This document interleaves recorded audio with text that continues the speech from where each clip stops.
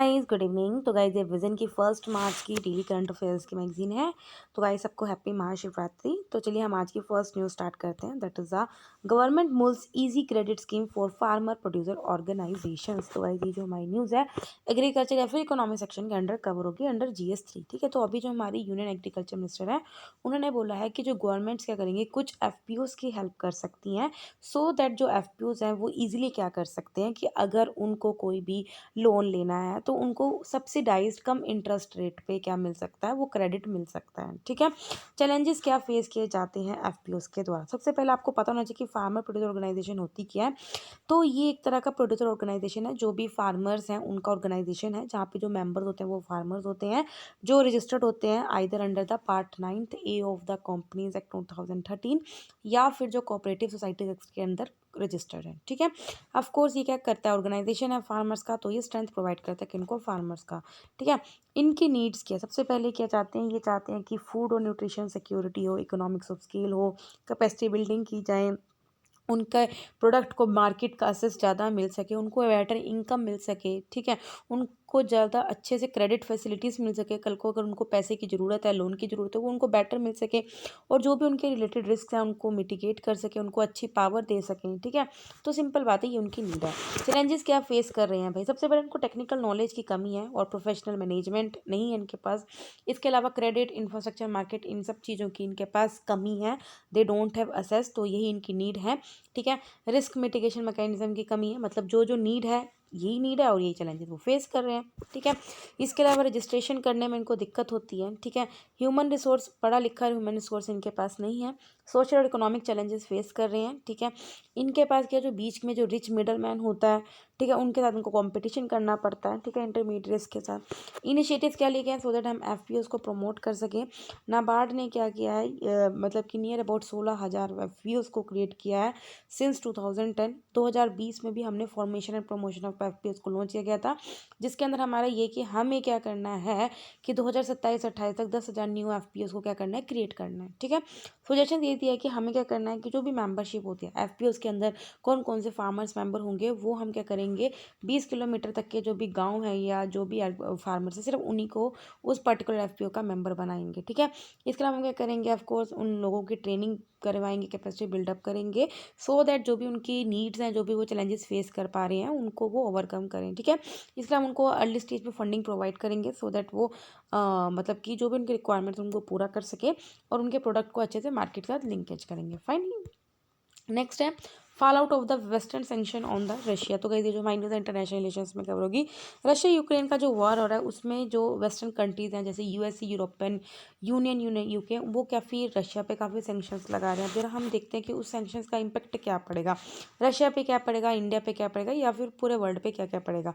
सबसे पहले क्या, बैंक रन्स हो रहे हैं, क्योंकि जो Russian lines up at banks to try to get their rouble deposit and convert into the safer dollar. ठीक है, इंडिया पे क्या पड़ेगा, पहली बात तो इंडिया ना तो यूरोपियन यूनियन का मेंबर है ना नाटो का मेंबर है, इसलिए जो सैंक्शंस जो भी इस पे अनाउंस होंगे वो इंडिया पे बाइंडिंग नहीं होंगे।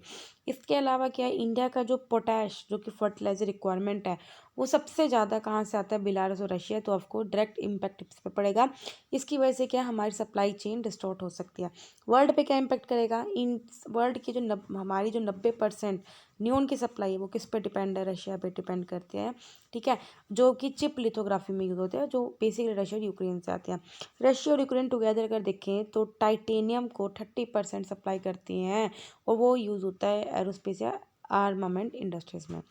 इसका रिसेंट डेवलपमेंट अभी पॉसिबल जो इम्पैक्ट क्या पड़ेगा, अभी जो रिसेंट डेवलपमेंट, सबसे पहले क्या है, वेस्ट और जो नाटो है इनमें क्या होएगा, दिक्कत आ सकती है कि क्या इनको कंसोलिडेट करना है, मतलब कि दोनों को कंबाइन करना है। ठीक है, जो 1950 में कोल्ड वार हुआ था वो दोबारा आ सकता है। ठीक है, देखो जैसे USSR टूट गया था तो वो कोल्ड वार दोबारा आ सकता है, किस किस के बीच में, ईस्टर्न ब्लॉक जिसमें रशिया होगा एक तरफ और वेस्टर्न पावर्स के बीच में जो दूसरी तरफ होंगी। ठीक है, जैसे US हो गया, ठीक है, यूरोपियन यूनियन हो गया, इन सब के बीच। ठीक है, बैंक रन्स कब होते हैं, जब बहुत ज़्यादा लार्ज ग्रुप ऑफ डिपॉजिटर, अगर आपने इकोनॉमी पढ़ा होगा तो आपको पता होना है। अब देखो रशिया में बहुत सारे बैंक्स हैं। ठीक है, अब सपोज करो अपने ही दे लो, अपने इतने लोग हैं, पैसे जमा कराते हैं पीएनबी में, एसबीआई में। कल को इंडिया में कुछ ऐसा वार हो गया तो हर बंदा क्या करेगा, सबसे पहले अपना डिपॉजिट निकलवा लेगा। जब बहुत ज़्यादा लोग क्या करते हैं, अपना डिपॉजिट निकालते हैं, तो बैंक क्या होता है, रन वाली पोजीशन में चला जाता है, ठीक है। और वो इंस्टीट्यूशन एक तरह से क्या हो जाता है, इंसॉल्वेंट हो सकता है, मतलब कि उसमें पैसा ही नहीं बचेगा, हर बंदा अपना पैसा निकाल लेगा। फाइन। नेक्स्ट न्यूज़ है, India South Africa Namibia oppose talks at the WTO on e commerce investment and MSMEs। तो गाइस ये जो हमारी न्यूज़ है किस में कवर होगी, इकोनॉमी में करेंगी, ठीक है।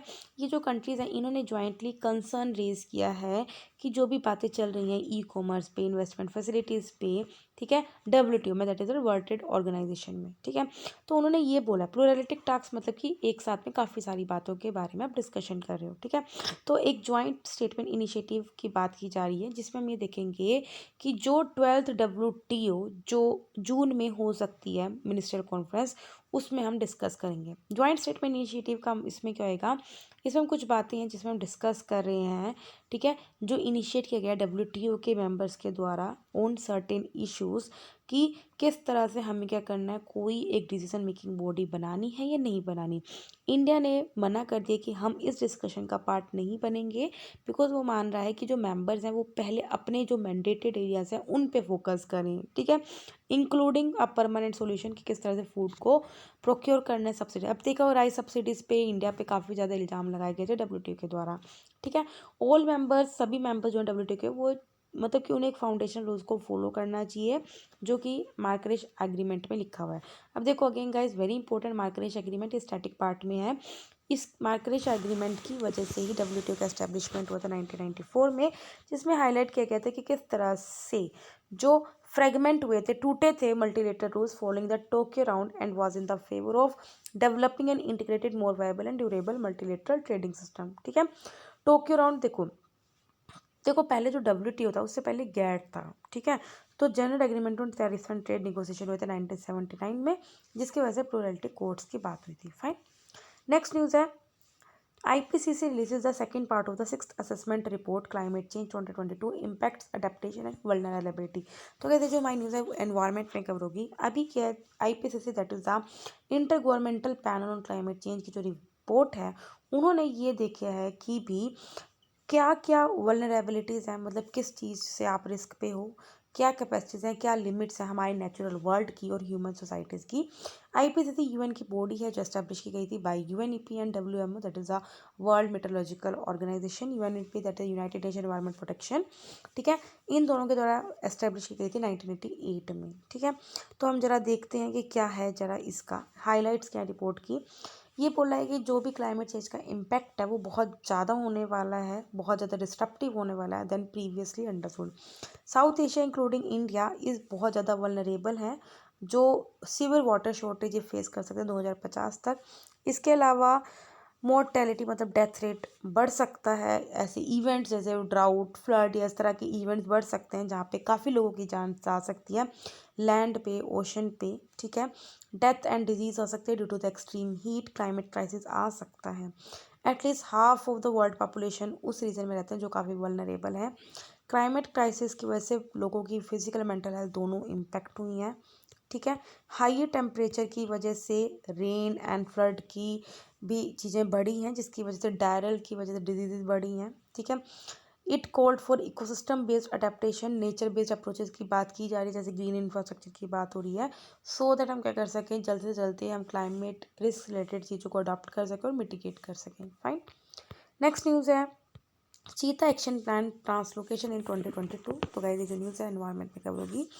इंडिया डेलीगेशन, इंडिया की जो भी बात हुई थी नामीबिया के साथ, तो उस जो कि नामीबिया जिसे मतलब कि चीता कैपिटल ऑफ द वर्ल्ड बोलते हैं नामीबिया को, तो उसमें ये बोला कि किस तरह से हम नामीबिया के चीतास को अपॉइंट कर सकते हैं हमारे इंडिया में, कब, 470, एक सेकेंड,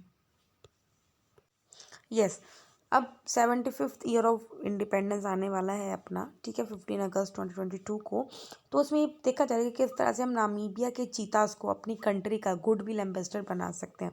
बैकग्राउंड हम जरा देखते हैं। सुप्रीम कोर्ट ने ये बोला था, 7 ईयर स्टे लगाई थी कि किस तरह से हम अफ्रीकन चीतास को जो नामीबिया में, उसमें इंडिया में किस तरह से इंट्रोड्यूस कर सकते हैं एक्सपेरिमेंट बेसिस पे।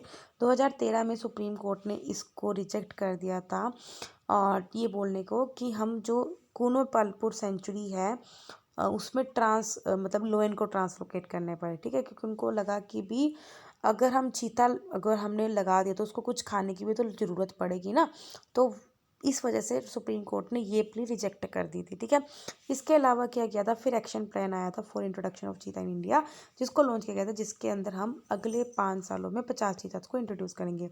चीता इंट्रोडक्शन की बात करते हैं, जो अफ्रीकन चीताज है इनका जो भी स्टेटस है वो वल्नरेबल है, और अगर हम इसको इंट्रोड्यूस करते हैं तो एज क्यों हम चाह रहे थे, क्योंकि जो एशियाटिक चीता है अब उसका तो क्रिटिकली एंडेंजर्ड है, they are low in number and which is known only to Asiatic cheetah माना जाता है, तो सिर्फ कहाँ पे है, ईरान में है। जो अफ्रीकन चीता है वो अभी है, ठीक है, लेकिन यहाँ नहीं है, ठीक है।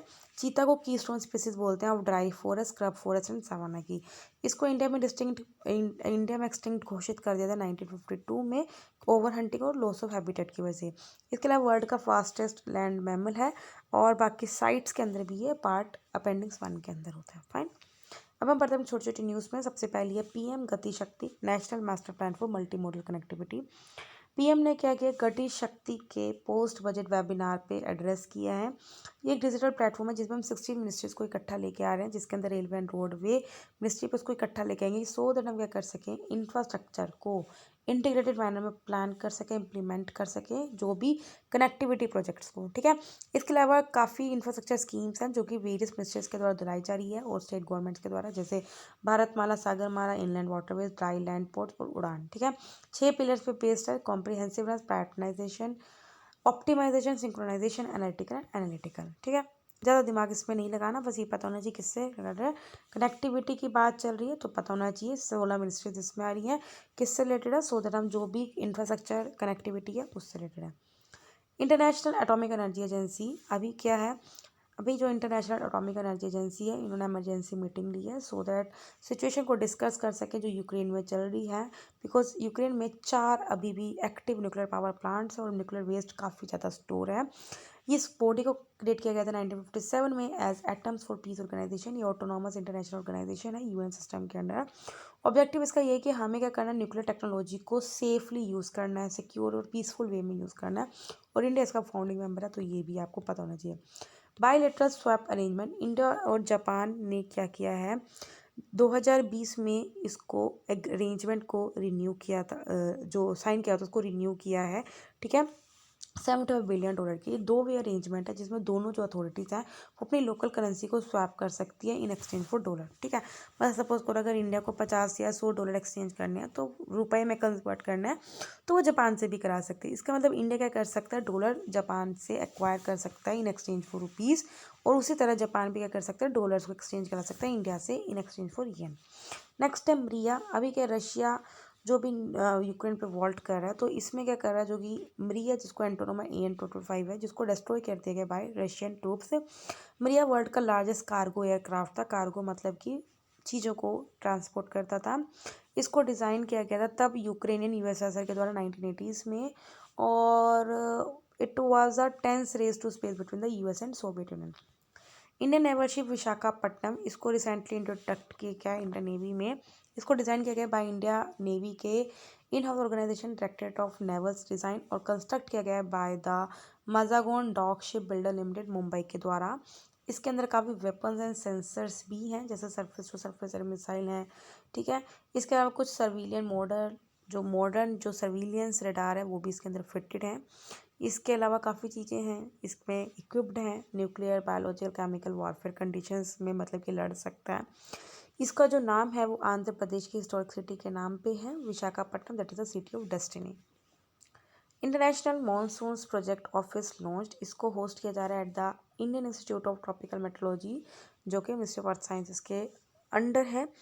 It would be fostered under the leadership of world climate research programme and the world weather research programme. ये दोनों इंटरनेशनल रिसर्च प्रोग्राम्स हैं जिसको कोऑर्डिनेट किया जाता है by WM, that is the world meteorological organisation. अगर हम क्या करते हैं, अगर हम IMPO को सेटअप करते हैं तो इससे हम क्या करेंगे, इसका सिग्निफिकेंस क्या है कि जो भी मॉनसून्स क्या करता है, हर एक सीज़न में कुछ वेरी करता है, तो उसके अप्रोच को हम समझ सकते हैं, ठीक है। और हम और अच्छे वे में, बेटर वे में प्रेडिक्ट कर सकते हैं मॉनसून्स को या साइक्लोन्स को, और अपनी मॉनसून रिसर्च को और अच्छा बना सकते हैं। फाइन, नेक्स्ट है पेरियार टाइगर रिजर्व। तो ये भाई आपको पता होना चाहिए केरल का हिल डिस्ट्रिक्ट इडुक्की में है। Is likely to affect the wildlife and ecology of Periyar tiger reserve. ठीक है, इसके बारे में लोकेशन पता होना चाहिए। It is located in the cardamom hills and Pandalam hills of the south and western Ghats. Rivers यहाँ कौन कौन सी है? Mullayar, Periyar, Amba and Azhutha river. Highest peak की है कोटामाला। फॉरेस्ट यहाँ कौन कौन से हैं? Tropical evergreen forest, tropical semi evergreen forest, moist desert reserve forest, grassland and eucalyptus plantation. Next है what's on the moon challenge phase 2020 sorry 2 I am sorry या ठीक है, इसको लॉन्च किया गया है नासा के द्वारा। देखो भाई जो भी फेज हैं या कौन कौन से मिशन हैं ये आपको पता नहीं चाहिए कौन क्या लॉन्च कर रहा है। ठीक है, इसके अंदर क्या कर रही है, $4.5 मिलियन प्राइज ऑफर कर रहे हैं।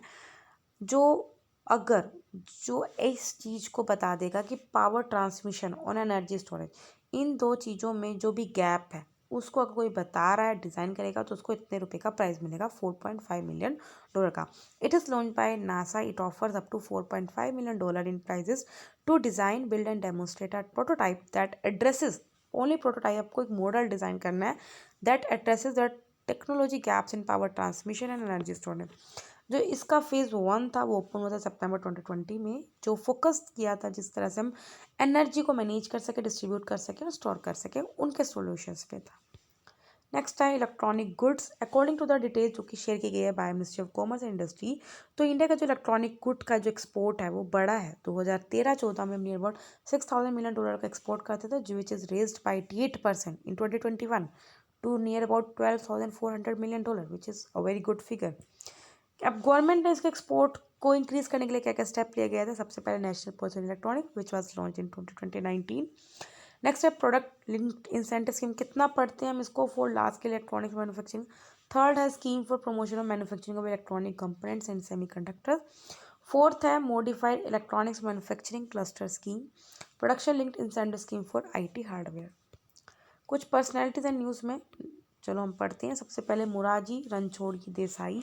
ही वॉज द इंडिया का first non Congress prime minister थे। He was a social worker, institutional builder and great reformer.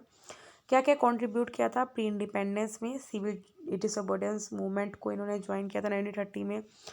काफ़ी फ्रीडम मूवमेंट में एक्टिवली पार्टिसिपेट किया था। आफ्टर इंडिपेंडेंस इन्होंने क्या क्या काम किया? एमरजेंसी में 1975 में इनको जेल भी हुआ। सीरियस एफर्ट्स किए सो दैट इंडिया और पाकिस्तान के बीच में रिलेशंस बढ़ अच्छे हो सकें। He was the only Indian जिसको हाईएस्ट सिविलियन अवार्ड मिला है, पाकिस्तान का भी और इंडिया का भी। ठीक है, तो ये लाइन इसकी इंपॉर्टेंट है। पाकिस्तान का हाईएस्ट अवार्ड है निशान है पाकिस्तान और इंडिया का भारत रत्न। वैल्यूज़ क्या है? ये महात्मा गांधी इसके प्रिंसिपल को फॉलो करते थे। Probity in public life. Next है समर्थ रामदास। महाराष्ट्र में बोर्न हुए थे 1608 में। He was closely associated with Shivaji और संत तुकाराम से। अद्वैतन और भक्ता थे और हिंदू रिलीजन को फैलाने की बात करते थे। इन्होंने एक मंत्र दिया था श्री राम जय जय राम, पढ़ते होंगे आप। इनके कुछ लिटरेरी वर्क्स हैं दशाबोध, मनाचे श्लोक, ठीक है, करुणा शक्त। वैल्यूज़ क्या? Spirituality and devotion to God. Fine. तो आज 1 मार्च के डेली करंट अफेयर्स कंप्लीट होते हैं। वीडियो अच्छी लगे तो लाइक करना, कोई डाउट हो कमेंट करना। तब तक ले बाय, टाटा।